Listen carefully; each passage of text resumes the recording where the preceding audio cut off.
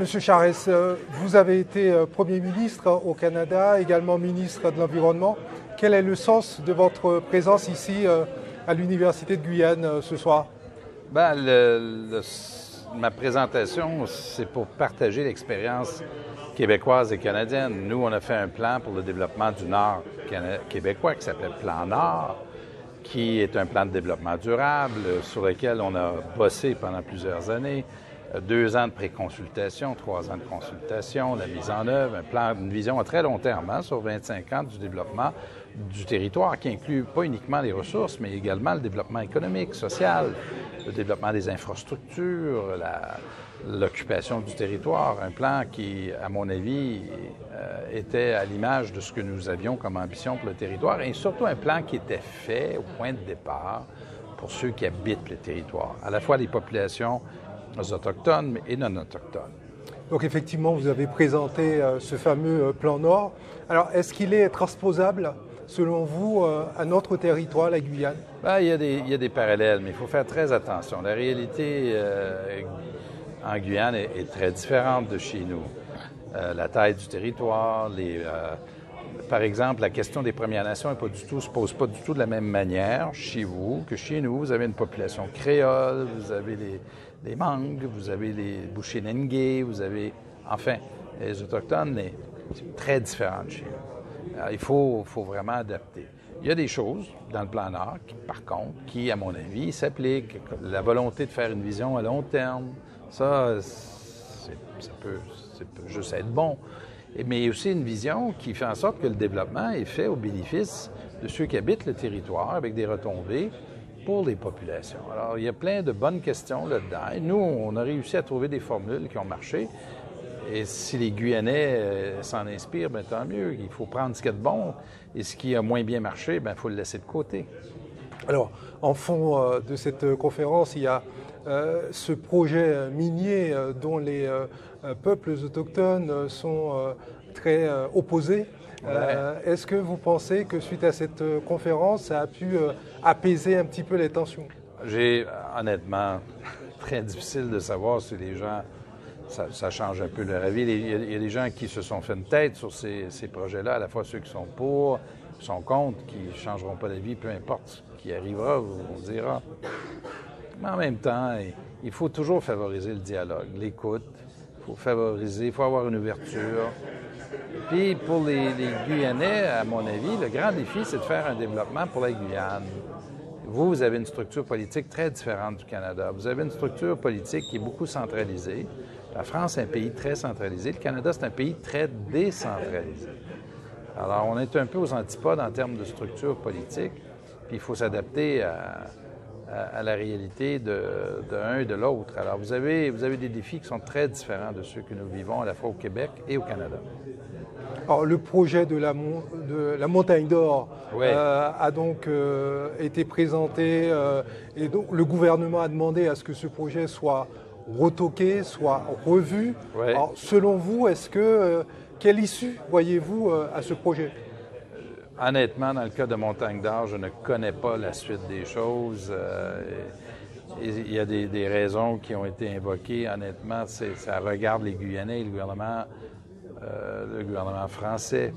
Pour les autres projets, à mon avis, et c'est ce que je vois, des groupes comme Réunion Ressources, sur la foi de l'expérience vécue à la fois par Camp Caïman, par Montagne d'Or, travaille maintenant beaucoup en amont, au stade de l'exploration, avant même de demander des permis pour échanger, pour comprendre.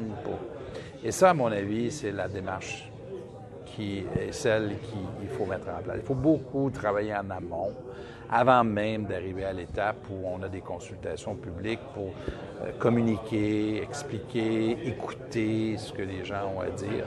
Et c'est, à mon avis, la seule façon possible d'arriver à un projet qui sera de type industriel, à des conditions qui seront favorables aux Guyanais. Il faut que le projet soit bon pour la Guyane et la population qui habite ici d'abord et avant tout.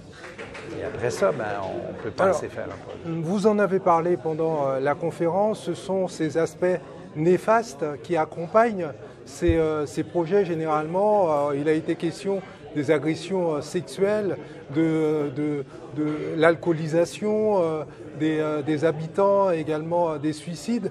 Alors, c'est une inquiétude également que beaucoup de personnes en Guyane ont. Finalement, ils en ont raison. Ils ont raison d'avoir ces inquiétudes.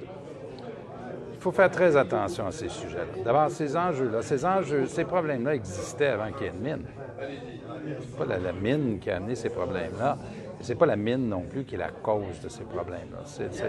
Honnêtement, ça m'offusque un peu, puis ça offusque les gens quand on présente ces problèmes-là comme étant en lien avec un développement des ressources naturelles, parce que c'est pas vrai. Et c'est un enjeu qui est très sérieux en passant. Évidemment que c'est très sérieux. Et qui mérite d'être traité correctement et non pas devenir, ne pas être instrumentalisé par ceux qui s'opposent à des projets de développement naturel, honnêtement, ou des développements miniers, parce qu'honnêtement, c'est pas rendre service à la population ou aux Premières Nations qui vivent ces problèmes-là que de prétendre que c'est en lien avec le développement d'une mine. On a le problème de l'orpaillage illégal en Guyane, l'utilisation également du mercure, avec les conséquences que ça a sur l'eau, sur la forêt, sur la santé. Est-ce que le projet d'une mine entre guillemets légale serait au fait une solution à cela et serait une alternative finalement à ces soucis que nous connaissons? Bien, je fais un constat qui est la réalité. Vous avez une situation ici en Guyane où il y a pour 450 millions de dollars US par année qui quittent le territoire, qui est pris par des étrangers, qui est volé et qui vous appartient et qui cause un dommage considérable à l'environnement. C'est la formule qui existe aujourd'hui, pour laquelle on dirait certains groupes sont prêts à tolérer. Ça honnêtement, il faudrait réfléchir un peu sur les conséquences de ce que vous vivez aujourd'hui. Et à mon avis, mon humble avis, que ce soit ici ou ailleurs, le développement d'un secteur minier qui est réglementé, encadré, qui vit selon un certain nombre de règles, réussit, va beaucoup mieux mitiger les effets sur l'environnement que ce que vous vivez aujourd'hui. Ce que je vous dis là, c'est l'évidence même. Donc, l'alternative, c'est un développement qui est ordonné, réglementé, qui est fait au bénéfice des Guyanais. Mais sur une période de 10 ans, vous aurez perdu des milliards et des milliards d'euros qui auraient été pris par les autres, à défaut d'avoir une vision alternative qui permet un développement qui sera au bénéfice des Guyanais. Monsieur Charest, vous avez été Premier ministre, ministre de l'Environnement. Aujourd'hui, vous travaillez au sein d'un cabinet d'avocats. Elle est où la limite entre le business et l'information, le désir tout simplement d'informer? On demeure citoyen, peu importe le chapeau qu'on porte. Moi, j'ai fait 28 ans de vie publique parce que j'ai défendu un certain nombre d'idées, des projets, j'ai une feuille de route, Vous savez, nos actions parlent plus que nos paroles. Et les gens qui sont en affaires, ils sont citoyens, ils vivent aussi sur la planète. Ils veulent aussi un monde dans lequel leurs enfants seront heureux, dans lequel ils seront en santé. Et ça revient au principe de base pour lequel on se bat depuis Rio, c'est de reconnaître que l'économie et l'environnement, c'est deux faces de la même médaille. Alors, peu importe où on se trouve dans la société, peu importe la job, peu importe le côté de l'équation, l'économie et l'environnement, c'est deux faces de la même médaille. Est-ce que vous êtes devenu un lobbyiste aujourd'hui? Non, je ne suis pas du tout un lobbyiste. Pas du tout. Et par contre, je suis un homme qui a vécu un certain nombre d'expériences et qui est très heureux de les partager. Très bien, merci. Merci.